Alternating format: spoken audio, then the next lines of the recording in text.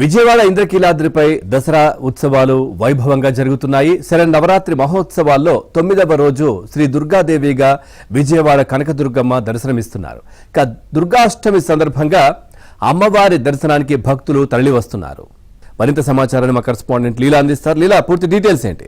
అమ్మవారి దసరా శరన్నవరాత్రి వేడుకలు అత్యంత వైభవపేతంగా 9వ రోజుకి చేరుకున్నాయి. అయితే ఈ రోజు అమ్మవారు దుర్గాదేవిగా భక్తులకి దర్శనమిస్తున్నారు. ఈ రోజు దుర్గాష్టమి రోజున దుర్గాదేవిగా దర్శనమిస్తున్నటువంటి దుర్గమ్మను దర్శించుకునేందుకు దేశం నలుమూలల నుంచి భక్తులు పెద్ద సంఖ్యలో తండోపతండాలుగా ఆలయానికి వస్తున్నారు. తెల్లవారుజామున 4 గంటల నుండే భక్తులు క్యూలైన్ మార్గంలో దుర్గమ్మను దర్శించుకునేందుకు క్యూలైన్ మార్గంలో వస్తున్నారు. జై దుర్గా, జై జై దుర్గా అనే నామస్మరణతో ఇంద్రకీలాద్రి ఆలయ ప్రాంగణం అంతా కూడా మారుమోగుతుంది.